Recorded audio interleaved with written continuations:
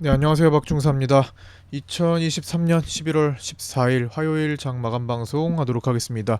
자, 현재 시간 저녁 8시 지나고 있습니다. 나스닥은 0.2% 정도 상승해서 거래되고 있고요. 우리 야간 선물은 328포인트 정도로 0.25포인트 정도 올라서서 거래되고 있습니다. 자, 오늘 시장 프리장 때 다 올려놓고 그 뒤로 본장 때는 거의 장중 최대 진폭이 2포인트가 채 안 됐죠.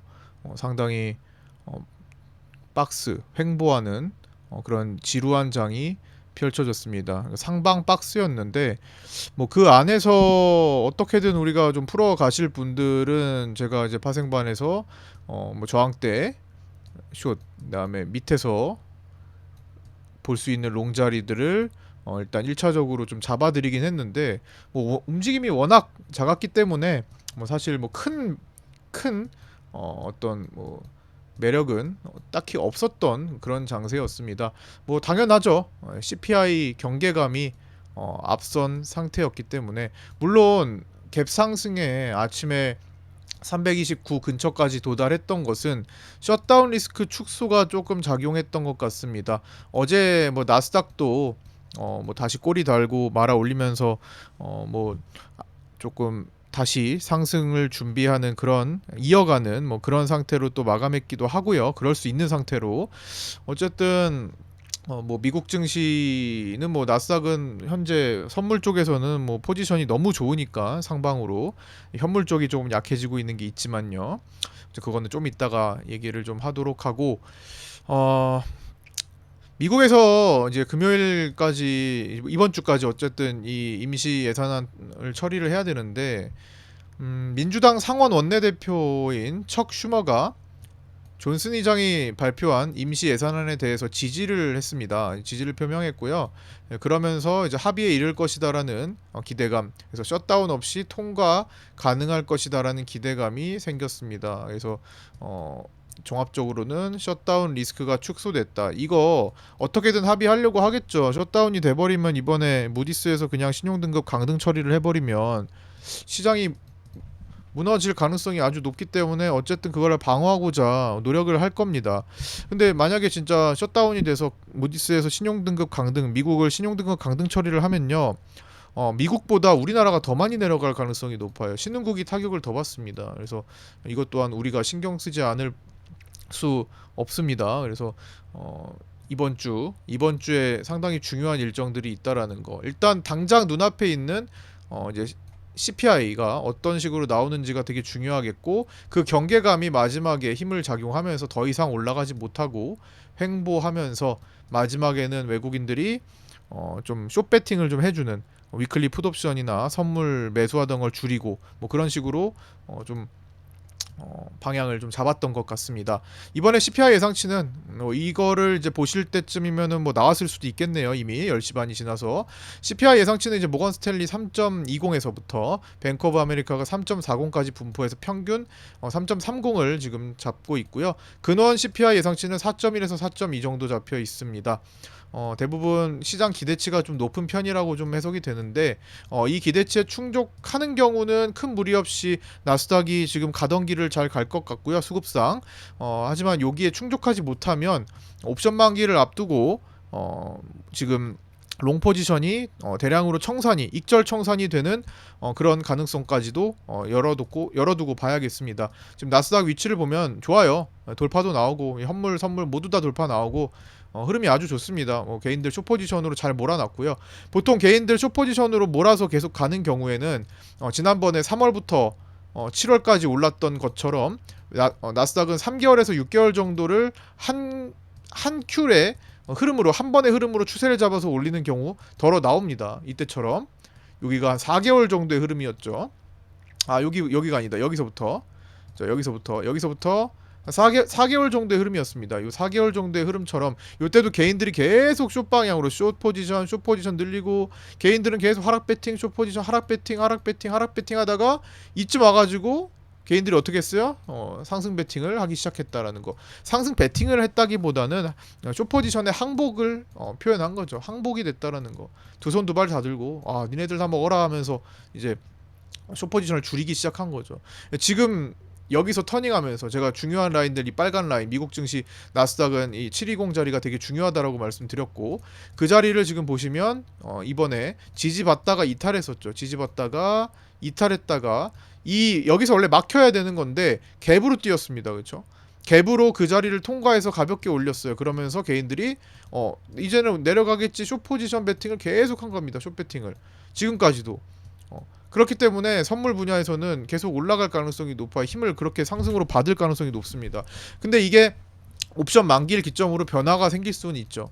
청산을 하니까 익절 청산하니까 그래서 옵션 만기일 이번 주 금요일이고 거기에 앞서서 CPI 발표 있고 임시 예산안 처리 있고 하니까 변화의 가능성, 변곡의 가능성을 좀 보고 있는 겁니다. 만약에 이 자리를 그냥 무사히 통과가 되면요, 다음 12월 만기물까지 좀 랠리를 좀 더 이어가고 산타 랠리 보이고 내년도도 강세로 돌파가 나오면서 이렇게 진출할 가능성도 생겨버린 거예요. 근데 지금 구간이 되게 중요해졌습니다. 여기서 꺾이면 그냥 일시적으로 여기를 돌파한 것으로 그냥 귀결이 되고 끝날 가능성도 충분히 생깁니다.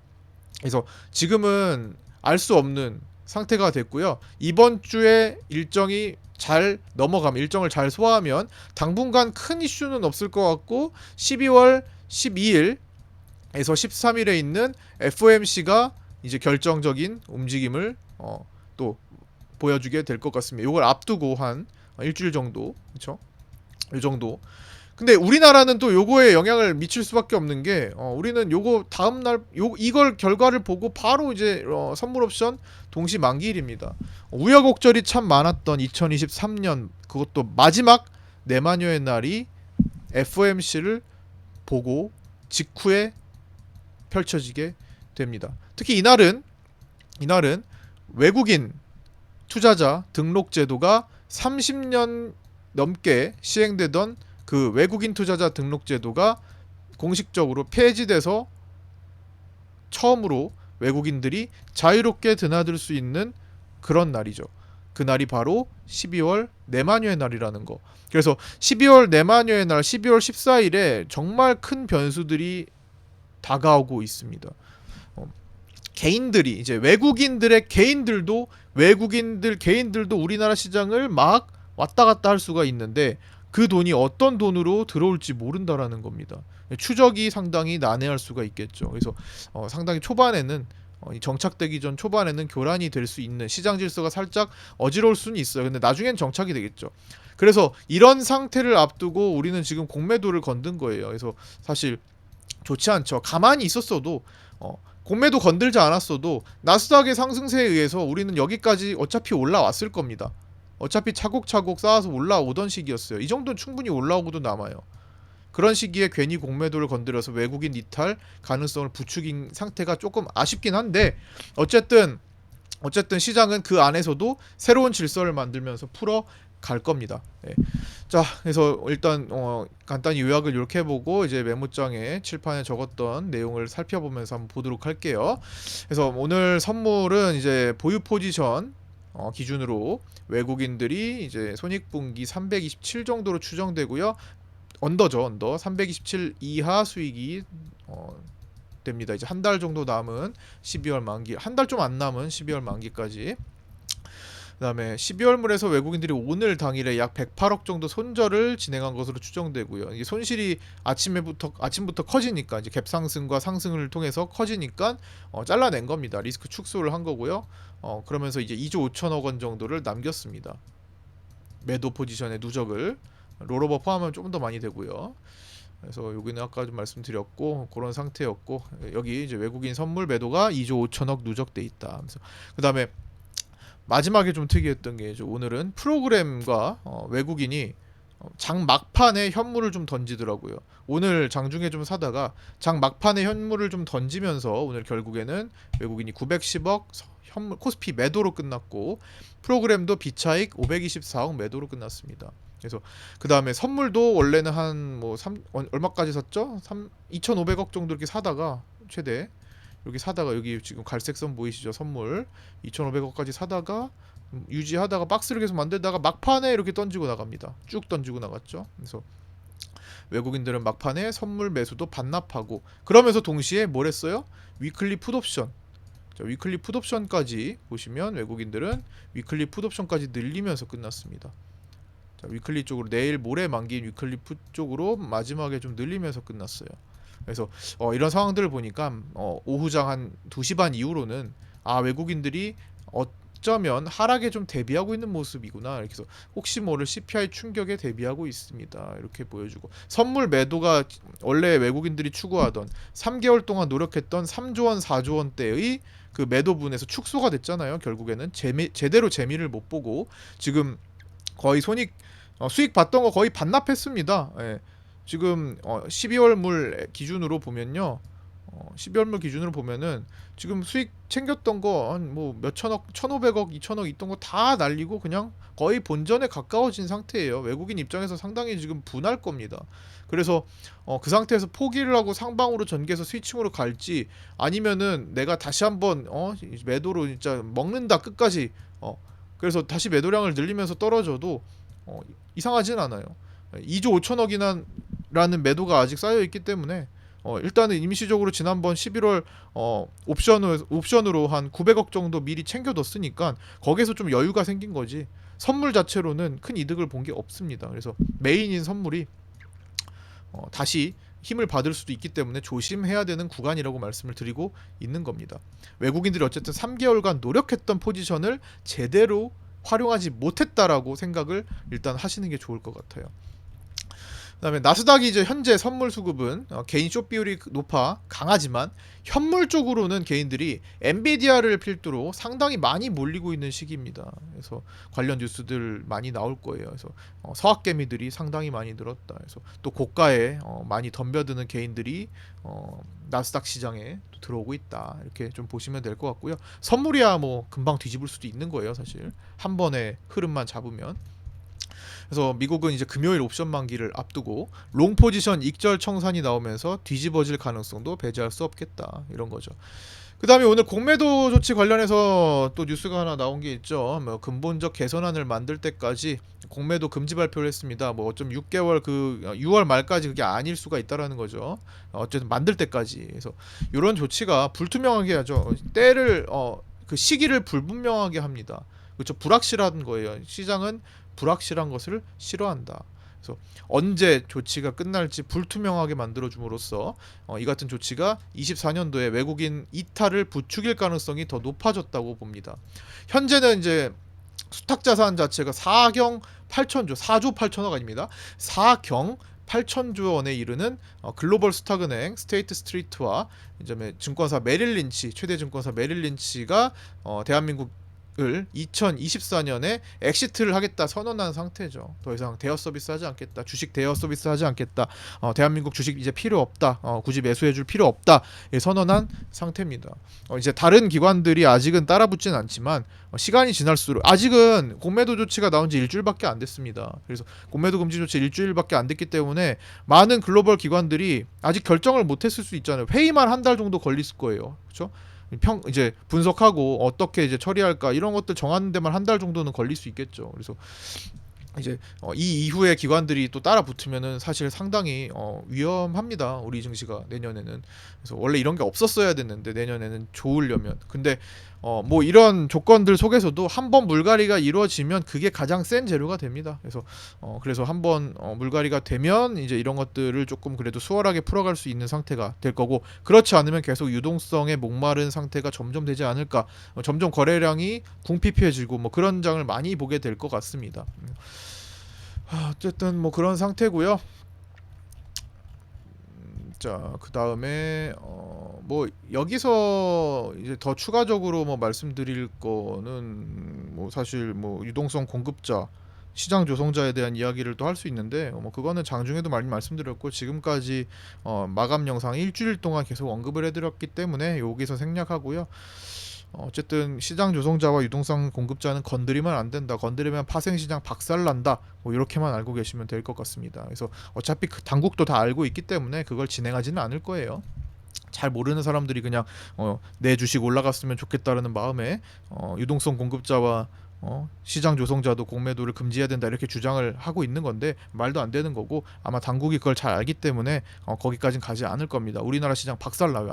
완전히 그냥 파국으로 갈 겁니다. 거래량 완전히 소멸될 거고 죽을 거예요. ETF 시장도 다 죽어버릴 거고요. 난리 납니다. 파생 시장 자체가 멈춰서 버리고 무너져 버릴 거예요. 상당히 위험하니까 그렇게는 안 할 겁니다. 예, 저는 안 할 거라고 믿고 있고요.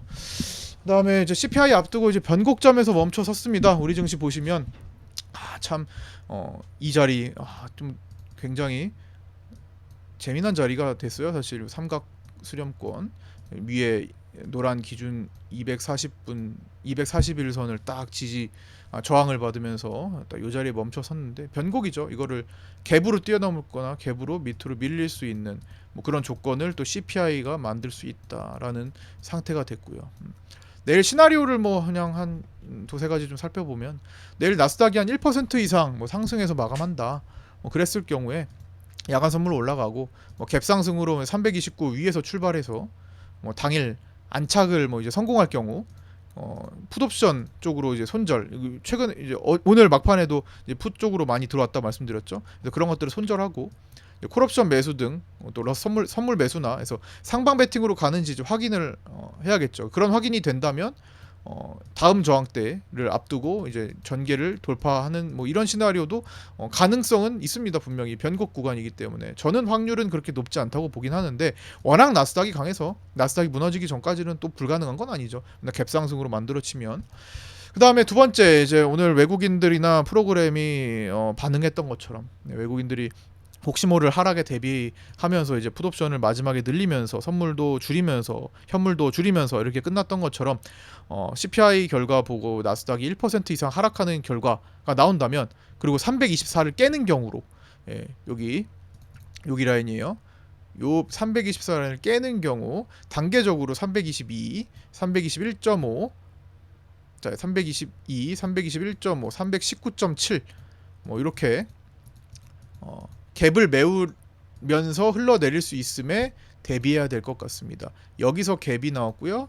여기서 갭이 나왔죠. 지금은 요 갭 추세를 지키다가 슬쩍 깰 듯 말 듯해서 살린 상태입니다. 그렇죠? 깰 듯 말 듯 살렸다 해서 아직은 다 이 상태가 지금 딱 진짜 여기서 멈춘 이유가 있는 것 같아요. 그래서 딱 균형이 맞는 자리예요. 지금 매수의 힘과 매도의 힘이 사실 딱 균형에 맞는 자리이기 때문에 여기서 방향을 틀면 이제 주의를 해야 돼요. 여기서 방향이 깨지면 그 방향으로 진행할 가능성이 상당히 높아져요. 자리를 잡아버리면 한동안 진행할 가능성이 높아지기 때문에 시장 판단을 좀 잘 해야겠다.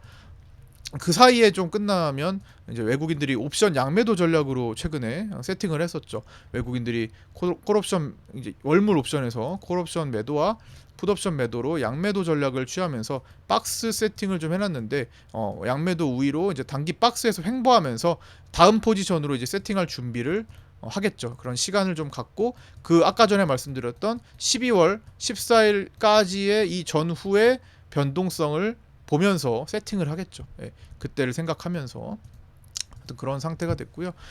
하여튼 오늘 이렇게 파생반에서도 짧게나마 어떤 제가 관점을 좀 드리면서 오늘도 이렇게 인증을 올려주신 분들이 있었습니다. 계셨고요. 이렇게 100을 못 채우고 끝났다라고 하신 분들도 계시고 이렇게 100만 원, 그렇죠. 99만 7,500원 수익 여기서 100을 못 채우고 끝났다라고도 하셨고 좀 아쉽네요. 근데 100만 원, 네, 축하드리고요.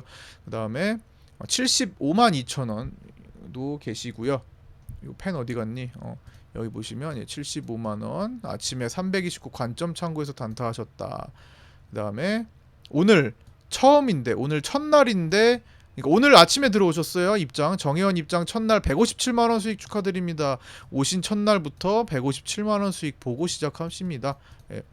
그다음에 또 여기 보시면 58만 7,500원 이렇게 또 계시고 그다음에 이제 주식반 이제 그동안 한 두세 달 쉬었습니다. 이제 주식반 보면은 제가 이 외국인들이 3조 원, 4조 원이 매도 세팅을 하니까 뭐 어디서 무슨 시장을 이기려고 뭐 현물을 막 무리하게 합니까? 일단 지켜야지. 그렇죠?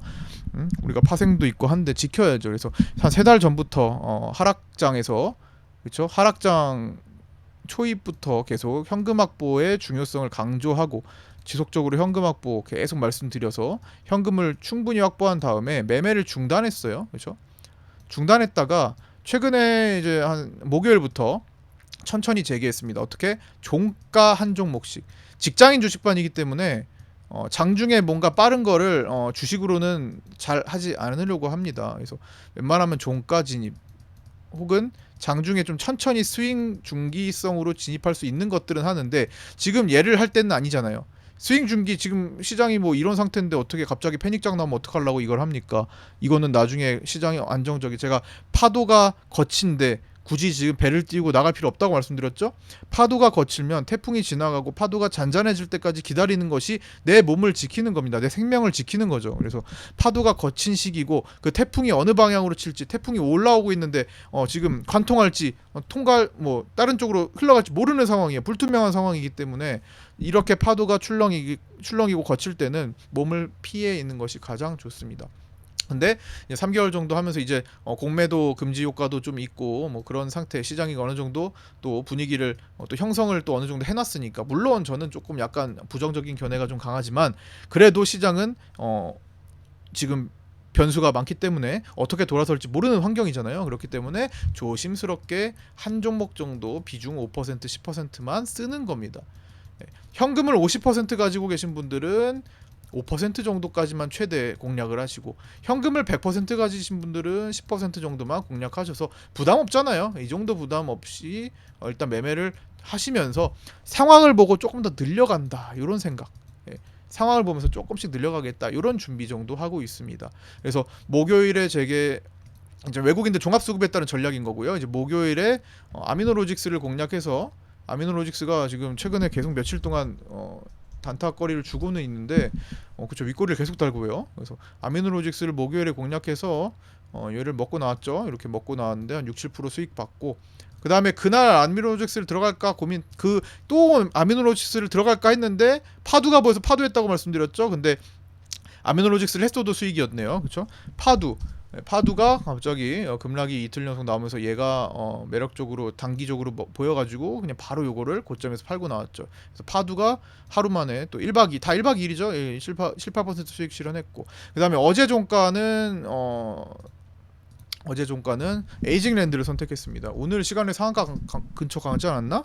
오늘 시간에도 급등했을 텐데 오늘 또 에이징랜드를 또 하려고 했다가 다른 걸 했는데 아이고 에이징랜드 했으면은 내일 또 한 10%대 먹고 나왔을 텐데 에이징랜드를 어제 종가에 들어가서 10% 이상 먹고 나왔습니다. 오늘 제가 매도 제시해드린 곳이 10% 이상에서 익절하시라 라고 제시를 해드렸기 때문에 얘도 또한 오전에 미리 준비 또 전에 말씀드려서 얘도 익절하고 나올 수 있었습니다. 그래서 여기 보시면 일부 에이징랜드를 수익한 8.71% 계시고요. 9.70% 계시고요. 어쨌든 뭐 11%대 넘어갔었으니까 이렇게 또 수익 인증 올라왔다. 이런 거고 오늘도 들어간 거 뭐 커트 잡고 하는 겁니다. 일단 이렇게 하다가 시장 상황이 조금 좀 평온해지면 늘릴 거예요. 두 종목, 세 종목 이렇게 늘려 나가면서 그러나 이제 진짜 패닉이 나오거나 완전히 개선되기 전까지는 일단 현금이 우위라는 거, 현금이 우선이라는 거는 일단 조금 지키고 가겠습니다. 당분간은요. 자, 오늘 여기까지 마치고요. 구독자 정보 공유방에 들어오셔서 함께 하실 분은 문의 주셔서 입장하시면 됩니다. 자, 구독과 좋아요, 알림 설정도 부탁드리고요. 고생들 많으셨습니다. CPI 결과 보고 나스닥 결과 보고 내일 아침 8시 20분에 유튜브 라이브에서 뵙도록 하겠습니다. 감사합니다. 고생하셨습니다.